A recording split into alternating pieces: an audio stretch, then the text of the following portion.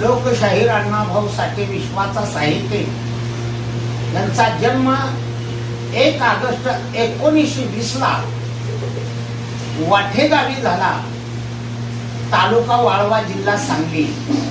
एका मातंग कुळामध्ये लिवगडाच्या झाडामध्ये झाकलेल्या मागवाड्यामध्ये लोकशाहीरांचा जन्म झाला होता. आणि तो दिवस 1 ऑगस्ट 1920 वालू मातीच्या पोटी जन्माला आलेला भाग्यवेदाता साहित्यिक, या भारत देशाचं नाव उज्ज्वल करणारा साहित्यिक ठरला. त्यांची पुण्यस्थिती आज आहे. त्यांचा मृत्यू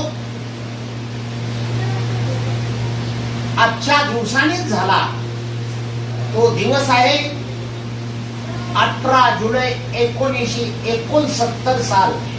म्हणजे आज अण्णाभाऊ मावळले. चंदन नाहीशी झाला, पण चंदनाचा सुवास अखंड देशभर जगात दरवळत राहिला. त्यांच्या फकीराने बोडस गावच्या बँकेवर दरोडा टाकून धन गोर गरीब जनतेला लुटून आणून वाटलं आणि त्यांची चूल चालू केली. त्याच दिवशी मध्यरात्रीच्या सुमारास रात्र वेळ होती आणि अशा वेळेमध्येच गबऱ्या नावाचा घोडा आणि त्या घोड्यावर तो फकीरा स्वार झाला. इंग्रजाच्या सत्तेला सुरुंग लावून सर्व धन लुटून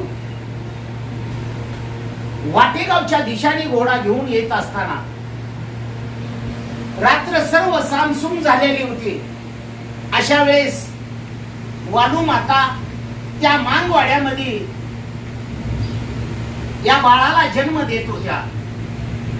शेजारच्या आया बाया तिला धीर देत होत्या आणि गबऱ्या घोड्यावरती फकीरा स्वार झालेला नेमका घोडा दारात भाऊरावांच्या आला. फकीरांना वाटलं काहीतरी इथे गडबड चालू आहे म्हणून फकीरा घोड्यावरून खाली उतरतात. आया बाया जमल्या आणि विचारपूस केला. त्यावेळेस काय बायांनी सांगितलं की वालू माता एका बाळाला जन्म देत आहेत आणि ते पोटामध्ये कळ आहेत. अशा परिस्थितीत बाळाचा आवाज आतूनच आला आणि मग सांगितलं, त्याच्या रडण्याचा आवाज कानावरती येताच लुटून आणलेलं धन 2 वंजळी आत्याच्या वटीला दिलं आणि सांगितलं बाळात नेला आणि या बाळाला जपा. हा बाळ आपल्या नावाचं त्रिलोकी झेंडा लावेल आणि माणसाचं परिवर्तन करण्याकरता हा बाळ या भारत देशाच्या कामी येणार आहे, असा म्हणून फकीरा निघून गेला. आणि तोच साहित्यिक अण्णाभाऊ साठे पुढे महाराष्ट्रातच काय या भारत देशाच्या बाहेरल्या देशामध्ये त्यांचं साहित्य प्रत्येक भाषांतर झालं. 1.5 दिवस शाळा शिकलेला साहित्यिक या भारतातला, या महाराष्ट्रातला आणि एक माथंग कुळातला, ती कधी मांग म्हणून वावरले नाही. सर्व बहुजनाला सोबती घेऊन, सर्व बहुजनाला आपलं समजून साहित्यिकाने या भारताचे संविधान लिहिणारे भारताचे शिल्पकार डॉक्टर आंबेडकरांना त्यांनी गुरु मानलं. आणि फकीराने दिलेलं धन त्यांच्या लहानपणाच्या आठवणीतून आईला विचारल तसे आई सांगायची. त्या दिवशी असा प्रसंग होता आणि जन्माचा प्रसंग ऐकून फकीराने फकीरा नावाची एक कादंबरी लिहिली होती आणि त्याच कादंबरीला 1961 ला महाराष्ट्र शासनाचं पहिलं 2000चं पारितोषिक त्या काळी मिळालं होतं. तेव्हाच अण्णाभाऊ साठे कल्याण सोसायटीच्या माध्यमातून, महाराष्ट्राच्या माध्यमातून अण्णाभाऊ रशियाला जाण्याचा प्रवास घडला होता मित्रांनो. आणि तोच अण्णाभाऊ साठे 1969 ला 18 जुलै आजचा दिवस हा महिना होता आणि तो दिवस होता 18 जुलै 1969 साल होतं. आणि अण्णाभाऊ त्या दिवशी मावळल्या गेले. मावळताना त्यांची दूर अपेक्षा झाली होती.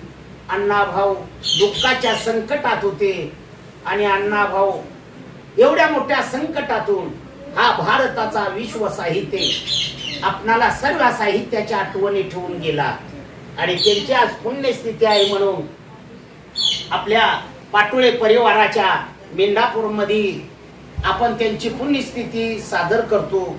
आणि या बद्दल या ठिकाणी उपस्थित जमलेले सर्व आपले कलावंत मंडळी आहेत.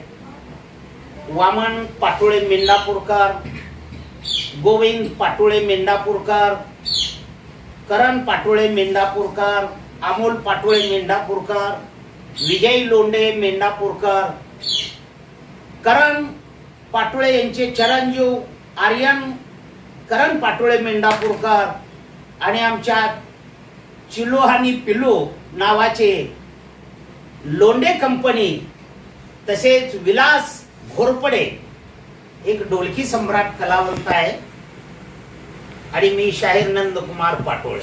मित्रांनो, लोकशाहीर अण्णाभाऊ साठे यांच्या आठवणीला आपण या निमित्ताने उजाळा देऊन अजय पाटोळे यांनी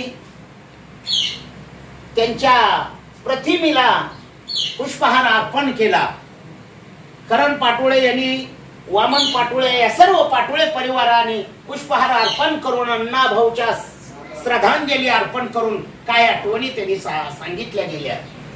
अशा साहित्यिकाला कोटी कोटी प्रणाम करू आणि सर्व जनतेला या महाराष्ट्रातीलच नव्हे तर जगातील जनतेने त्यांचं कौतुक केलं आणि म्हणून या महाराष्ट्रातील मातंग समाजातील एक पहिला मांग विमानाने गेल्याला त्याचं नाव होतं साहित्यिक अण्णाभाऊ साठे. त्यांचीच पुण्यस्थिती सादर करतो आपण. आज जगभर त्यांची पुण्यस्थिती सादर होत आहे.